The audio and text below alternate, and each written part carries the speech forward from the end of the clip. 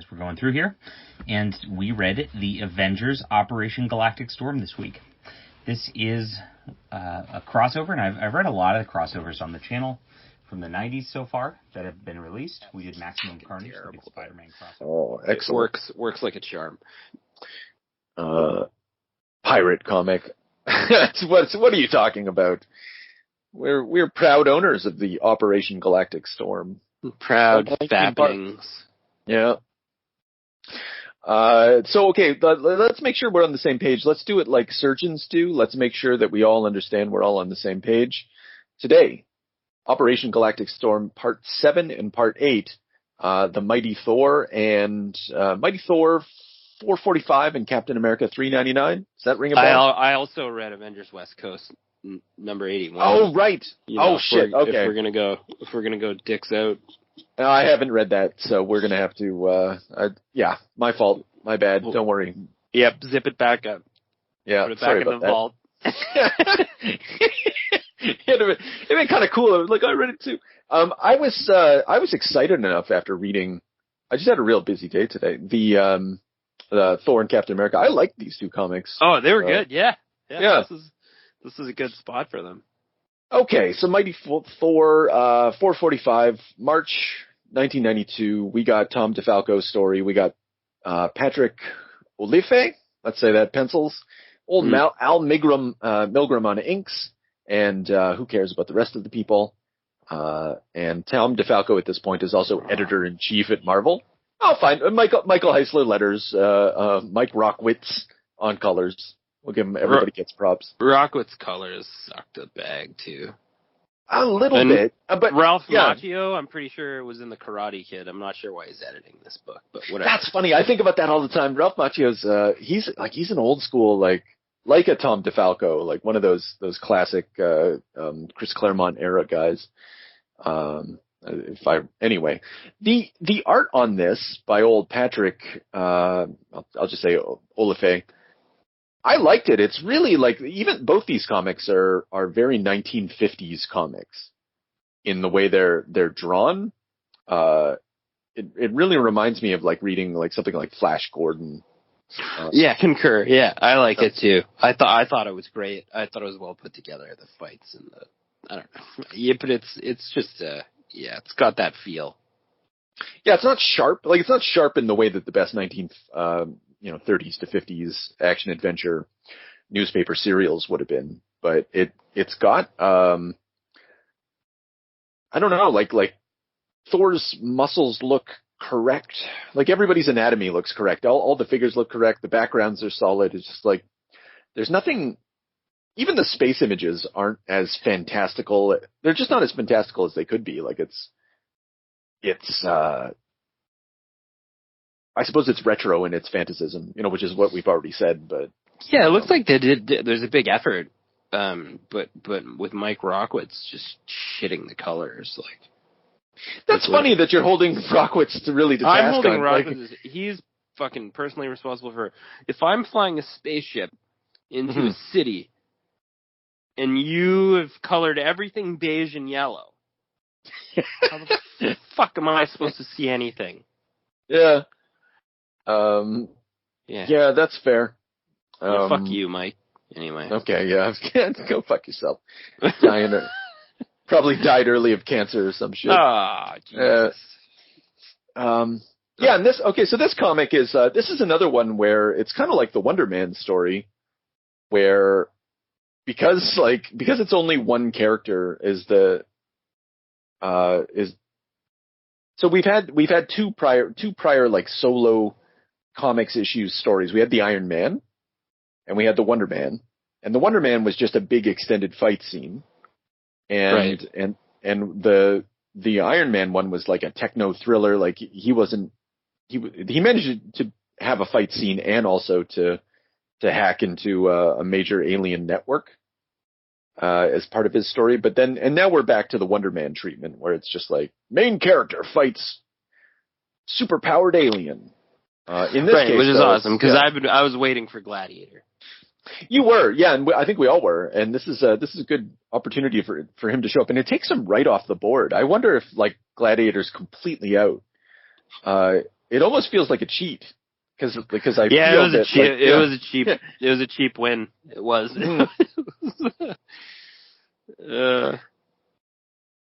So Wonder Man can't fly. That's established here also. Yeah. By Gladiator unceremoniously. I love that.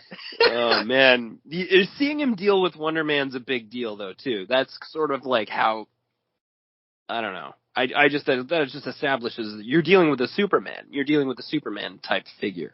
Yeah. He's godlike. He's seeing things. He's moving faster than you, and he's got powers that are gonna be really fucking hard to deal with.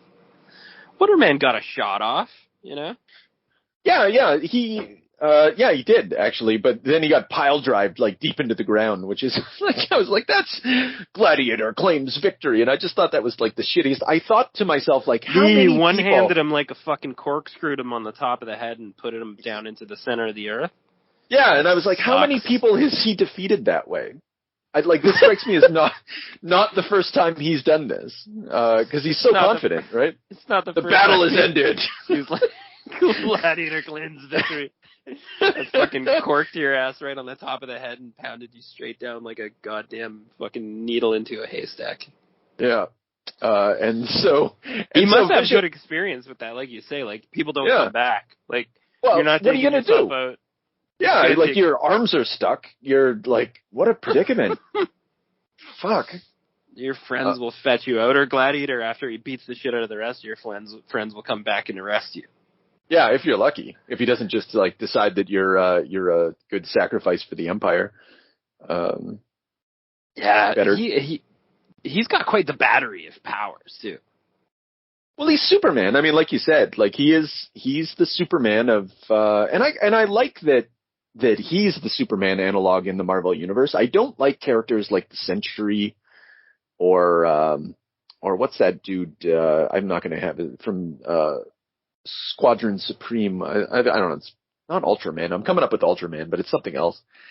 Anyway, there's been a couple like Superman analogs in the Marvel universe, and it just always strikes me as really inappropriate. And yeah, well, I guess that's just it. It's just like that power level is just not, even with Thor around, it feels wrong, like that type of superheroics. And so I'm never enthused by it, but I like that Gladiator, simply because he's like a Legion of Superheroes analog. That makes sense. Well, like he's, you know. I feel like Gladiator has enough shortcomings to be fun, like a fun Superman analog. Because, well, obviously because he has like a totally different aesthetic. Mm-hmm. And then also because he's purely representing the Empire. This guy's like he's a fucking he's like a corporate stooge. Yeah. So he has shortfalls. He's not intelligent.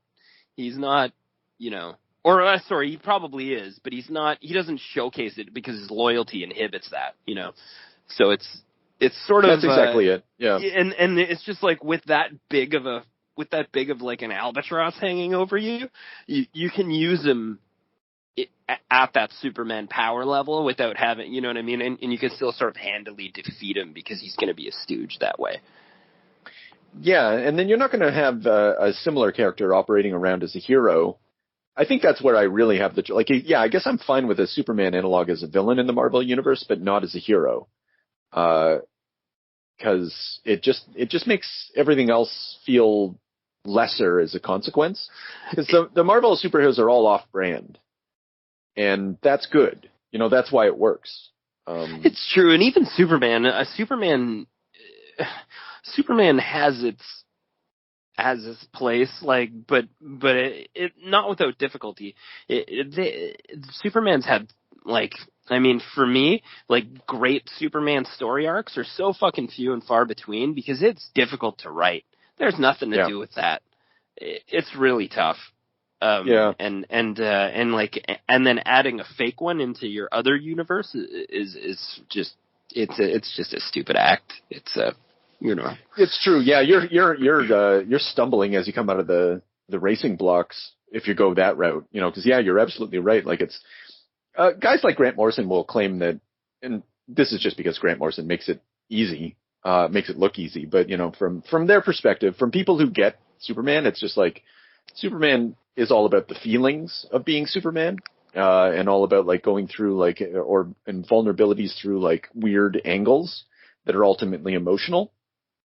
But like you can't do that with the Sentry or Gladiator or any other fucking analog because, none of them are going to be as pure because otherwise they're going to be Superman. And there's only one, as we established in our tournament,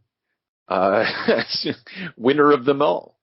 Well, that's just it, man. I'm not gonna be able to watch Sentry or Gladiator grow up in the fucking Field of Dreams with Kevin Costner. It's not. Yeah. I don't have time for that. I already saw Superman do it. It's no good. Yeah. It's no good anymore. You can't rehash it. So you're gonna be missing that, all of that, and that's the only depth for the character. It's the. Yeah. Well, and it's not like it's not. You're right. Yeah, like it's like that makes it sound like it's like to say it's the only depth of the character. Like it is the depth of the character. No, but I still agree with you. So he beats the shit out of Wonder Man, and then so let's talk about fucking this version of Thor, this Tom DeFalco Thor. Like so like I don't remember all the story and why, but this is pre Thunderstrike. This is not Thor either. No, it's not. It's like it's Eric Masterson or some shit like that. Yeah. Like it's basically someone else's consciousness inside Thor's body, and it's kind of like Tom DeFalco's big fucking brain wave here was like, what would make Thor more interesting if it was a Spider-Man character, like if it was Spider-Man. It'd just be like more relatable if he was a Joe with these powers. Yeah. It's like, instead of because the Norse god is not relatable, right? Which I don't know why, but I semi like it. Yeah, well, that wasn't bad. Because it gives again. This is now you're going to go back to a vulnerability. The most fun part about having a very high powered character is to have a vulnerability. So now I've got a guy who's fucking doesn't really know the extent of these powers. It doesn't really have, centuries of fighting experience. He's lacking, He's going to go out there and it's just going to be raw. Well, he's afraid, it's not just that it's raw, it's just like he's afraid to go out there. Like he doesn't want to, like when Wonder Man goes out there, he's like, I'll go, don't worry, Blondie, I'll go. And it's like because you can have all the strength, like, the fight game is a psychological game. And if you can tire someone out, you can, fuck around with them, you can make them quit without even really beating them. And this is a Thor that faces that particular issue. And he feels it. I lack their courage, their conviction. And you just get the sense that this guy could be bullied. And he's standing up in this moment. And it's nice, it was a cool moment. And then he comes down like a bolt of lightning, literally, and hammers him with a greasy elbow to the spine from behind. Absolute American classic. And then he even has this small talk about how he cheap shotted him. Yeah, sorry, I know that wasn't sporting to hit you from behind. I had to get your attention. And then Gladiator's just like, I don't care, he's just like, our planet's in danger, and he's just like, I don't care, and he throws a fucking giant rock at him, and you're like, okay. Yeah, he just pulls it up out of the fucking ground. That's yeah. But Thor really really came at him though. He had a pretty even matched fight. Actually, I think Gladiator kind of had him a couple times, but absolutely he did. And how did he end up? Yeah, because he's running around super speed, like he's really just beating the shit out of Thor. Actually, he used the hammer to pull living lightning. Oh yeah, that's right. Down on I love how pissed off living lightning is afterwards. He's like, no one's respecting me. No. He pulled him down, and that would be horrible if you were living lightning. Also, absolutely, to be commanded by a god's hammer weapon, and then he that fucked up Gladiator so bad, and then he just gave him with a bunch of cheap shots, and then he beat him to death. Yeah, and I wanna kind of like signpost this. So Wonder Man and Vision are like holding Gladiator, and they're like, enough, stop, you're gonna kill him. And of course, Vision says it in a cease this emotional maelstrom at once. You must force yourself to regain rational thought. And basically, like, Thor in this moment is just like, we need to kill this guy. Like, he's unbeatable. So what are we gonna do? Like, we gotta kill him right now.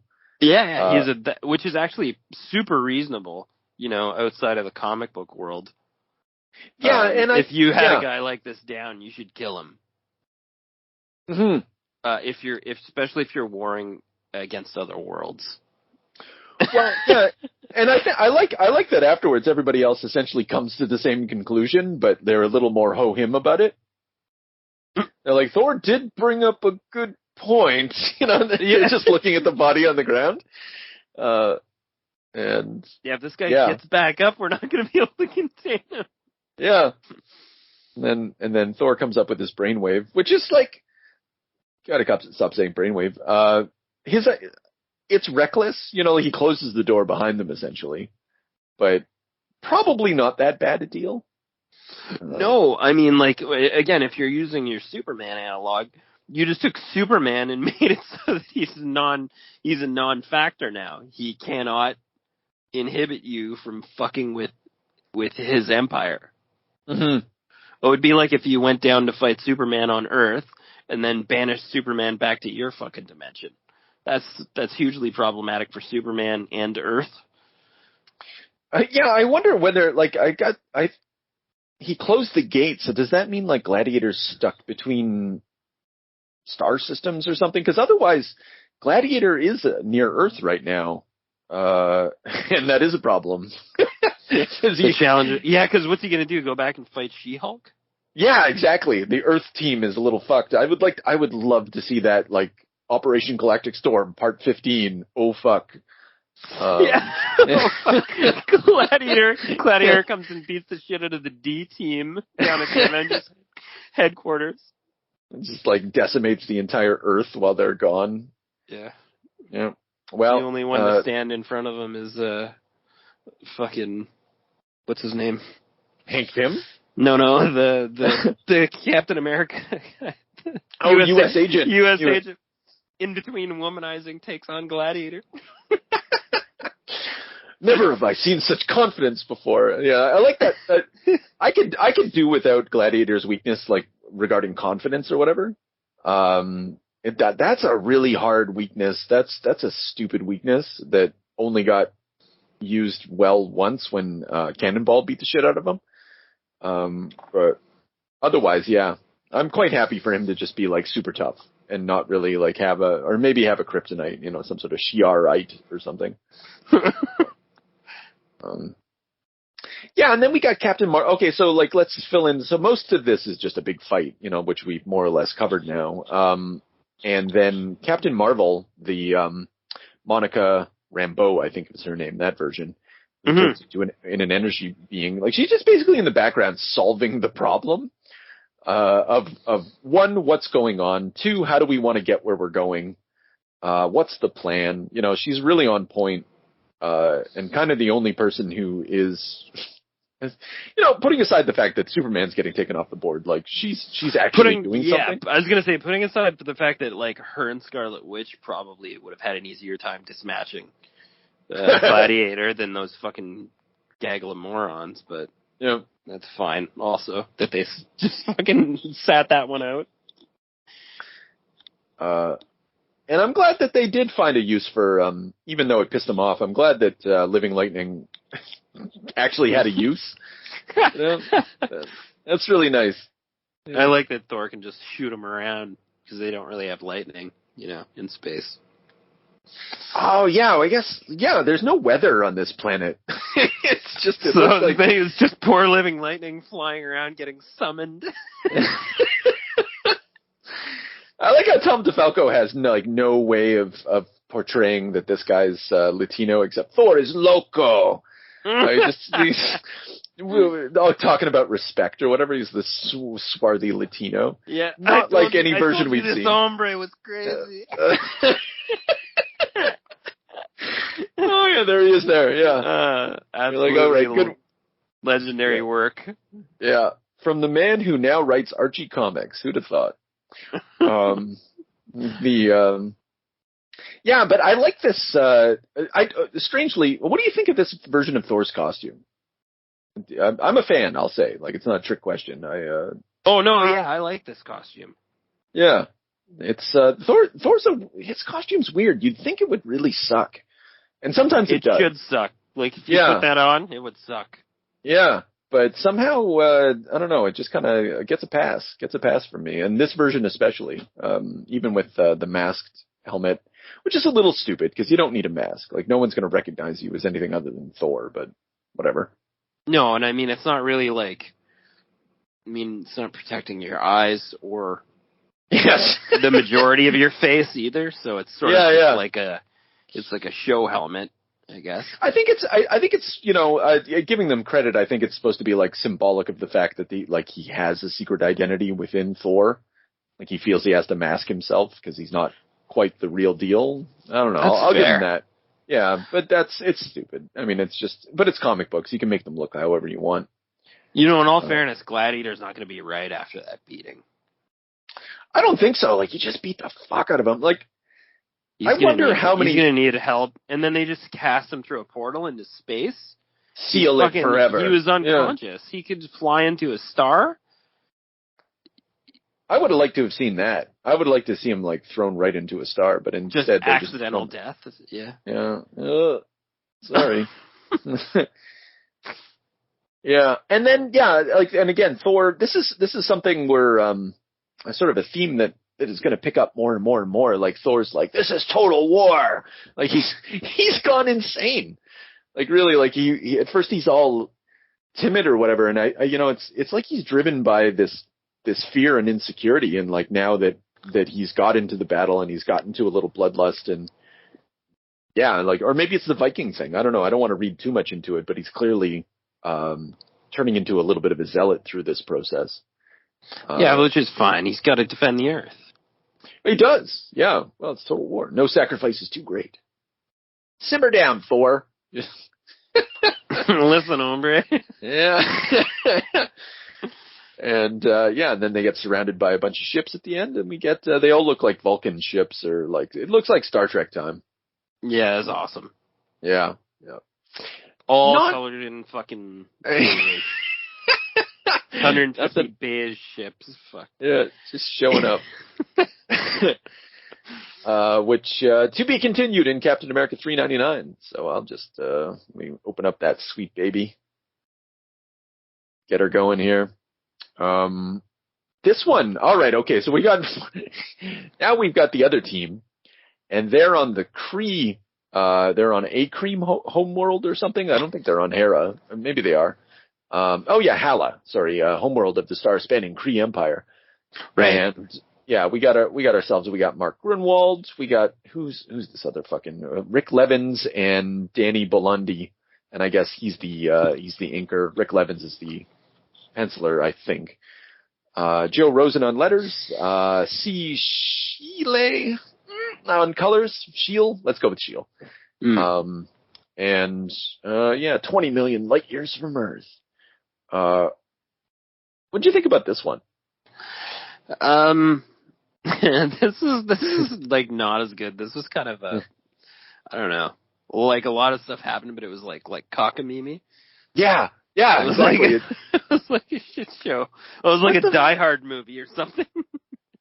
I just okay, so they get they're pulled on to Hala or whatever. Okay, so as gentle listeners may recall, Iron Man went rogue during his installment of the adventure, and he surrendered because there was a bunch of ships coming, and he was like, "Look, we surrender." And so Captain America, Iron Man, Hercules, Circe, Crystal, Black Knight, and Goliath, they all surrender, and they're being marched in. And so Captain America's like, he's fussing in his own head. He's like, I wish Iron Man made the right idea, did the right thing by bringing us here, but I wish he would have consulted with me. We got to get out of here. And so he gets Circe to initiate, plan 521, with his, whatever. And, 521 is apparently that everybody gets, transformed into, the exact same costume for half the comic, but it's the same costume as every other person or villain in the series, and they look exactly the same. They've got the same skin color, costume design or whatever, and so for the most part, it's visually just smeared. You can't really tell anyone apart for half this comic. No, it's hilarious, and Circe does the half smile. Also, there's that little bit at the beginning when Cap's thinking that I liked. I just want to throw back to it. Sure, yeah. Where they're in awe over the architecture, which is all phallic. It's just a bunch of dicks going in every direction. Right. Just rock hard shafts as far as the eye can see, and they're just awestruck by that. Anyway. Yeah. I can't rubberneck too much, or I'll make others know how awestruck I am by all this. Yeah, like you say, Fashoom, and then they're all Ronan the Accuser. Yeah. Which is, okay, yeah, so when Ronan the Accuser shows up to take over for Shatterax, and you're just why is this petty bureaucratic interaction happening here? I'm not sure. And Ronan the Accuser is actually I thought he was a major cosmic villain, but he actually ends up looking like a titty. Yeah. Well, he kind of is. I know in the movies he's presented like that, and maybe there's some stories. I'm not big on Ronan. I don't know a lot about Ronan the Accuser and his history. But yeah, I think he's just kind of a regular Avengers villain. Just like a Kree, just like a bad Kree guy, Yeah, he's like Super Skrull. And no one really shits their pants about you, although you should. And you probably should shit your pants about Ronan the Accuser as well, but he's just he's not up there. He's not like your Thanos or your, that's a high hitter. Who's a good mid-level guy that I'm trying to think, like an Ultron or something like that. No, he's not there. Yeah. He's like Ultron's secretary. I do. Okay, so let's say some nice things about the art. Again, it's very retro. In its sci-fi trappings. Some of the characters' faces, we said this last time, they look stupid. Cap seems to not have the same face ever. But he's got a good sense of how to differentiate bodies. I did say that it looks stupid when they all look when she changes their costumes to all look the same. The bodies remain the same, except for maybe Hercules. Looks a little thinner, but maybe it's just a thinning outfit. It looks like a big mutant. And then I know what you mean though. The sci-fi pieces are nice, like the space bikes and stuff. Everything has that design looks good. Element. Yeah. Same thing with the cityscape, sort of the shocked, locals and stuff in this big, wide, spanning mega city. It all looks pretty great. Yeah, and then their fucking plan is a washroom.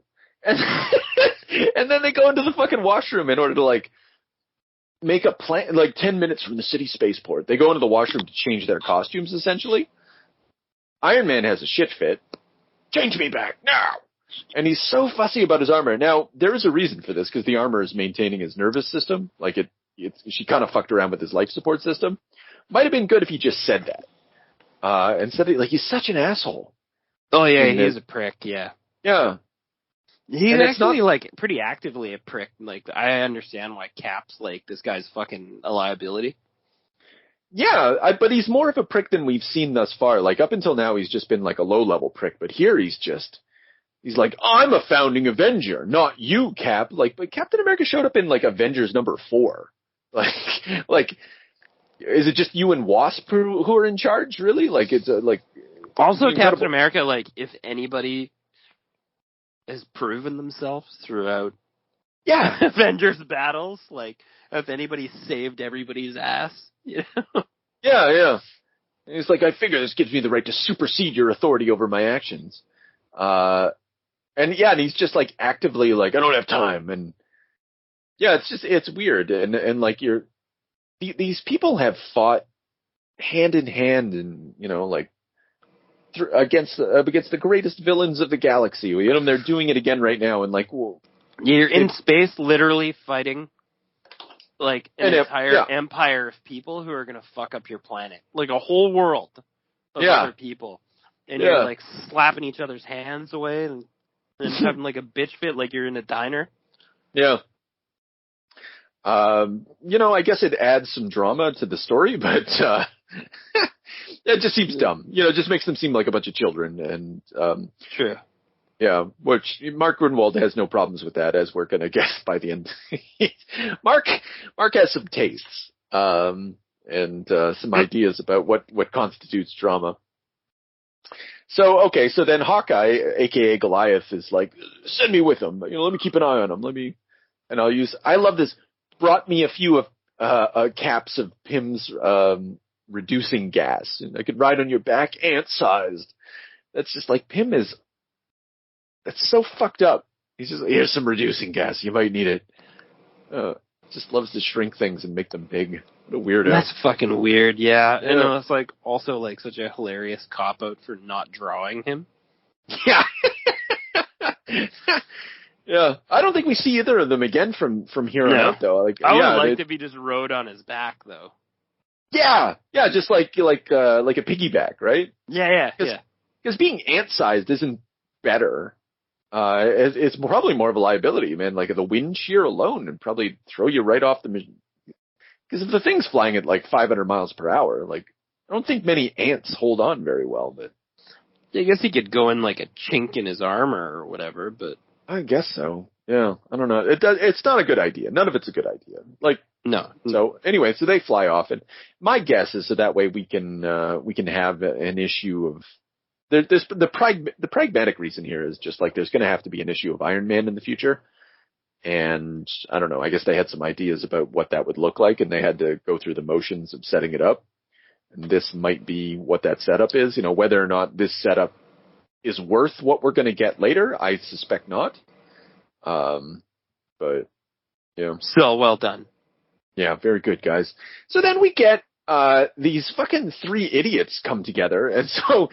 You'll remember Korath the Pursuer, Shatterax, and then like we got, who is this guy? Ultimus. And you're like, why? Yeah. Yeah. He comes out in absolute beauty. Yeah. Yeah, I don't even know what the fuck this guy is. Like he's these guys have the perviest like commanders I've ever seen in any army anywhere. Yeah. Even in comparison to the Shi'ar. I think the Kree have him covered, like have him beat. Easy does it. So anyway, the three guys come together and they're just like, what are we doing here? And then I am Supremor. The Supreme Intelligence's robot body. And that's left for, that's another dangling plot thread, which I guess Gruenwald really likes. Yeah, which is great. That was weird. Yeah. Well, we thought that last time when Korath the Pursuer showed up, and we were like, oh, I wonder if we'll see that guy again. And the answer to our question is yes. And then the subsidiary answer is, so what? Right? Like, I don't know what's going to happen yet. But and then the Avengers end up in the sub-levels. Yeah. Then there ends up being like a wanted poster for Captain America. And hilariously, the Kree are also basically humanoid and very diverse looking. So it's not very hard to fucking hide there either. Yeah, you didn't have to. I mean, like maybe early on you had to dress like the police, but now you don't want to dress in the police. I was thinking like every level we've descended, the working conditions become worse. You know, Cap's like Gruenwald does some interesting things with Cap in his phraseology. You know, I don't want a rubberneck. Later on, like the Cap's pissed about the fucking working conditions. Don't they have unions in this country? Yeah, right. And then and he refers to the wanted sign as just like this giant floating video projector, and he calls it like a floating drive-in movie or something like that. And yeah, it's a nice little touch to do those callbacks to like a 1930s idiom. or that way of thinking and talking. Like that's a nice touch, and I don't know actually that you see a lot of that. Everybody tries to modernize Cap. Yeah, I like that. They they actually in the movies they did that in the Captain America movie, obviously, because it was like an actual time portal, like a throwback in time plus the modernization. And they did it in the first Avengers movie, and then they kind of dropped it. Yes. Yeah.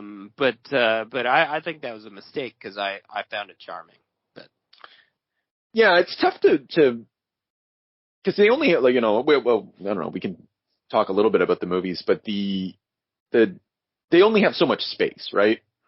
And they can only play so many jokes so many times, and also like they have other purposes or whatever. But I don't want to apologize for them. They should do a better job. Yeah, I guess if you're running it as a gag reel, but I mean, like, that would be, if you're going to argue about it, like from a real deep nerd perspective. Yeah. You would say, like, you know what, he would be talking like that just all the time, and that would just be something you'd have to fucking get used to.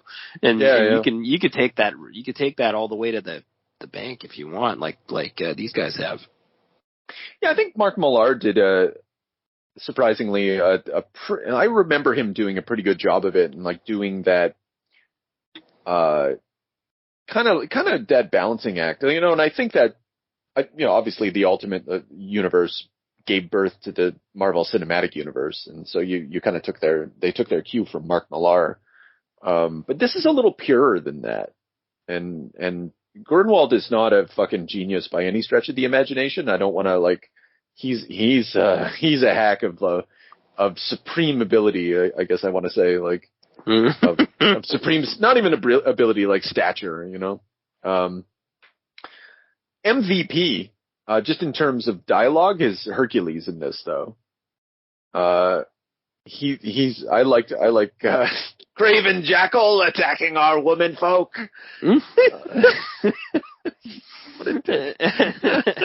VP. Yeah. I like that there are so many bad B characters that have to have the line towed with bizarro dialogue. Yeah. Like from Vision to Gladiator to Hercules to fucking modernize Thor to like the amount of like quackery you have to come up with to drag this dialogue through the mud is just incredible. Yeah. And everybody shows up, with maximum effort. Milady, I shall cling to thy fair hand as thy raiments cling to your exquisite form. Good work, pal. Nice touch, Hercules. Thanks for coming with us. And Cersei's response is really good. I appreciate the thought, Herky, but not now. That's funny. Yeah, you can talk like that to me later. I'll get you. Yeah. She bailed them out fucking hard here. She did. She's like, okay, so maybe Herc is MPV for dialogue, but Cersei is like MPV for getting everybody's bacon out of the fire, and Cap's the MPV for just being a wild man. Oh my goodness, his tactics are out of hand. Yeah, because this pervert the pursuer. Yeah. Comes in through the fucking window, and he actually makes an absolute power play and drops Cersei straight away. Yeah. With his creeper wand. Korath the pursuer. I like it. What does he say? Your females were the only ones with true power among you.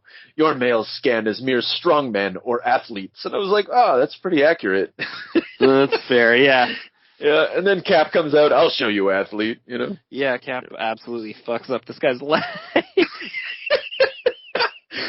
This guy has no chance. He gets, like, tacticianed.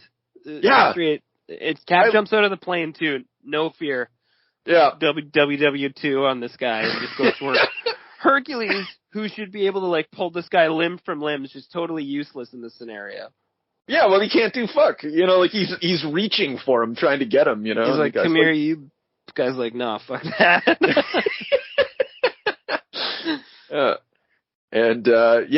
He just, like, he knocks the baton out of his hand, and... Cap's got the fucking body triangle on him, too. Yes, yeah, I just love going that. to work, yeah. Yeah, just smashing his fucking face in, and I love the seriousness in the art. Like, there's no grit. Like, he's not gritting his teeth. He's not breathing hard. he's not concerned. He's not concerned about the fall. He's just working this guy. Yeah. And then he fucking puts the baton on against the boot and just basically like sends this guy spiraling into the city. This guy's gonna die. Not Cap's problem. Not Cap's problem. No, Cap just goes into his fucking butterfly stance or whatever. I like what's it? Shit. I like so Black Knight or whatever is he's waving at me frantically as if I don't know where to aim. I like that little bit. He's just like, what's this damn fool doing? I know what I'm doing. I don't think Cap's gonna make it. But I do like the camaraderie, like the teamwork that's embedded in that. Like Black Knight may be waving, but Cap's not like. Obviously, Black Knight's like calculating. He's like, okay, I see what Cap is doing, and I'm gonna try and help him with it. You know, and there's gonna be some teamwork here, and I'll make it so that way he can land safely. I like that too. You know, even though Cap's the number one here, he still needs the team. No, well, yeah, and it goes like some people, like Black Knight, at least, are still engaged in teamwork. Yeah, everyone else. That's a good point. That's another old school Avenger too, if I remember correctly. Yeah. I gave Black Knight a hard time when we started the series, but I mean, he's pulling his weight here. Yeah, even for this right here, yeah, like him and Cap are going to take down the entire Kree Empire at the rate they're going. Yeah, I mean they're mangling their heavy hitters here. Yeah, you can't beat the Cap. No, not even if you don't want to go there, man. Not even if, no matter how superpowered you are. Well, not if you're Korath the Pursuer. Like, we got to remember where this fucking guy came from. This was like an upset, like, research scientist who went into his doomsday machine and turned it on to like turn himself into like some sort of like he has no abilities. Again, that's a nerd comment. I don't know if Cap can beat Ronan the Accuser. I guess we're gonna see. At some point, the Avengers are gonna have to fight Ronan the Accuser throughout all of this, and I'm ashamed to say that I'm a little excited. And now we're talking. Yeah. I want to see the Cap go toe to toe. Yeah, but they got Hercules too. Yeah, what's he gonna do? Hercules is very problematic. If you have to fight Hercules and you're on the ground, like a semi-powered pervert from another universe. Yeah, that's not who you want to run into. No, not with that vest. So this issue ends very suddenly after this, and then the handshake, and then we get into fuck. This is lacrosse to bear. This is not part of the story. No, it's like as we've seen, like it's the last time we had this back issue of this backstory thing. It was Red Skull beating the shit out of what's her name, Sister Mercy or something like that. And so I guess I'm guessing that Gruenwald was having a lot of these mini stories at the back of Captain America in order to like move his B plots around or to fill in some blanks. And I don't know how successful it is overall, but it's very jarring in this. Oh, this is a good one. Yeah. Oh yeah, because like basically he's in a subway. He's in a subway station. This is the worst place to do that. You know, FYI. Who's drawing this? Larry Alexander, you pervert. Larry Alexander, you son of a bitch. Inks by Dan Panosian. We know this dude. Dan Panosian did, he was a Liefeld guy in Youngblood Strike File, I think. Or, yeah, we've seen art from Dan Panosian in the Image comics as a penciler. And side note, Dan Panosian is not bad nowadays. He really grew into himself and gets some props as a penciler now. But anyway. Wow. Larry Alexander didn't let me down either. No, holy shit. So he got a woman, no backstory on this at all. There's just a woman who's handcuffed by Crossbones who's wearing a Ninja Turtles disguise. He's got a trench coat and a hat. And he's handcuffed this woman to a post because he's gonna like interrogate her, and she's got like a night out dress on, so she's like undressed basically halfway. Yeah. Yeah. Yeah, he's like, I'm going to go get some burgers. Wait, don't go away now. I ain't through pumping you for, like, I was like a weird expression given what we're going to see in this little short story, I ain't Yeah. pumping you for more information from your boyfriend, Cappy Dearest, not by a long shot. So I guess the implication is like he's been interrogating her, but like he hasn't been beating her. This woman's gonna be, he's just like, he's trying to just scare her, I guess. He's doing like a nice guy interrogation on her, and Captain America. I guess she sleeps with Captain America. I'm not sure what I think so. It's something. This. Yeah, she's trying to break the handcuffs. She's putting effort in. She might be bleeding, but the art's shitty, like the coloring. Oh, shitty, she is like, bleeding. Yeah, it looks like it. They're going with the old, the comics code on that. She's fighting it. She's gritting her teeth. She's trying to break the handcuffs, and then from nowhere. Out of nowhere, the Lost Boys come up or whatever from the train tracks. Like, these guys live down in the subways, or like this is like an old this is like the Warriors type of gang. Yeah. Like some real like switchblade perverts from the 80s jumping up off the subway tracks. Yeah, and they're just so happy to see this woman tied up to a post. And there's like a straight up sexual assault, and they're just like, they're like, torn dress, ha. Pucker up, doll, and they kiss her. And her response is, go on, sorry. The switchblade comes out straight away. And then they start, they start sexually assaulting her. They start kissing her as she's handcuffed to a post. But her response is that she'll definitely engage in sexual relations with them. I'm guessing if you could, basically copacetically, as long as they release her from the post. Well, she'd probably beat the shit out of them once they get out. Like she's a dangerous sort of superhuman combatant, if I remember, like Diamondback or whatever. But the art's weird because her face, she looks like a mutated man. Well, the same thing. She looks the same. She looks gorgeous, and then when she's trying to break the handcuffs, she also turns back into the mutated man. Yeah. Just like someone. Yeah, and then obviously they start putting the beat down on her, I guess, which we're comfortable with. If you're Mark Gruenwald, this is Mark Gruenwald.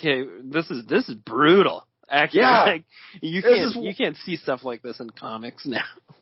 Well, no, like it's so aggressive and out of nowhere, and like literally out of nowhere. And I know she was already in a situation where she was gonna like get beaten and potentially raped. I don't know, like whatever. Like it's Crossbones, right? It's the big bad villain. Yeah, so they're like, give it to her, Rob. Give it to her, good. And he's got her by the throat, so I can't tell if he means like beat her up, stab her, rape her, whatever. They're going all out here. Well, they're implying, I think, you'll kiss me back because I tell you to, witch, whap, so like, it's I pretty. like the guy with the tongue out face, too. Yeah, exactly, yeah, well, that's, so then one of them gets hit in the back of the head with a tire, with a fucking iron post or something like that. Mug! And, and then Crossbones comes flying off the subway gate and just breaks a guy's neck.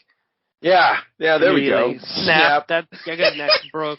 He breaks his neck, and then he shoots a crossbow, which is not in any frame. Yeah. He's got a crossbow, but it's an antique crossbow also. Yeah. Well, anyway, that guy's fucked. He shot him square in the heart with a crossbow. Yeah. So if you take an arrow in the heart, you're dead. And then the other guy's got a gun, but he's shitting bricks, so he gets ninja kicked onto the electric part of the tracks. Oh man, it's such a good kick too. Crossbone just dispatches these fucking guys. Stay back, I cut the chick. And then they threaten to cut this woman's throat, even though it's just, what did you say? It was her name, Diamondback? Yeah. I think so anyway, yeah. Yeah, so she's gonna cut her throat, even as if she hasn't had it rough enough here. Then it doesn't strike me as a good. Yeah, it's not like, and the guy, like, for whatever reason, he throws a knife at Crossbones. Dude catches it, and now open wide. Like, it's off panel, but like he basically shoves the guy's knife up his throat, and he shoves the knife really up the top of his mouth. Yeah. Yeah. You're more human than ever. Yeah. Then he leaves them dangling over the tracks. Then he starts having a burger and chips. Yeah. And starts offering Diamondback fries for info. Yeah. If I tell you everything, will you kill me? Don't give me any ideas, babe. And then that's it. Now, I wanna wet your whistle, my friend. Next issue is, you might have noticed this, but next issue is 400. We're gonna get like a triple-sized Mark Gruenwald extravaganza where all questions will be answered, I hope. No, you're wrong. Oh, why? Did you already read it? Yeah, I read this, and it's awful. And it's a tire fire, and the coloring's worse than ever. Okay, the confusion, it's madness. Okay. You're probably gonna like it. Well, I guess maybe it might be the worst issue of the whole set. I guess we'll see. I want to go see what happened with Crossbones at some point, but yeah. Well, we can do a Crossbones special one day. The secret origins of Crossbones and Diamondback. Do they team up? I have no idea, man. I guess we'll see. I mean, I'm hoping issue 400 is going to tell us some of that, but maybe I'm not. hoping the deal is issue 400. No, I got it part 9. Avengers West Coast number 81. What I meant is we just read what the comic we just talked about was issue 399. Oh. So the next time we come to Captain America, it's going to be issue 400. Oh, that's probably going to be special. Avengers West Coast wasn't good then. Sorry. Okay, right. The next part of Galactic. So I don't want to bring it down. You're probably going to like it because there's a mess. But oh yeah, I want to get back to some some Roy and Dan Thomas. I can't. Yeah. More shapeshifters and fucking U.S. agent going off the hinges and it's good stuff. Oh, perfect. Oh, we're going back to Earth, are we? Oh, wow, amazing. Okay, perfect. All right, well, that was Operation Galactic Storm, Part 7, Part 8. I guess we're at the halfway mark. No, not even at that. We're getting there. I hope it never ends. Maybe it won't. I don't know. It feels like it won't, but it's great. I don't know. I'm really into it so far. Like, I would suggest like. Right now, I feel like in terms of a major event, like a major comics event, like this is more fun than like Age of Apocalypse or Infinity Gauntlet. I think so. Yeah, like if you read it slowly in the way we're reading it, like this is a mess. Yeah, this is great. I would never, like, anyone who buys the collected edition and just sits down and reads it cover to cover, like, you're doing it wrong, pal. It's like, at least give yourself a week between issues. You gotta savor it, yeah. Yeah. Yeah. Like, you're not gonna eat 20 cookies at once. Just have one, relax. You know? Yeah. Give it a couple days. Yeah, you don't want diabetes, man. Yeah. That's, alright, that'll do. Now, all we need is a little energon and a lot of luck.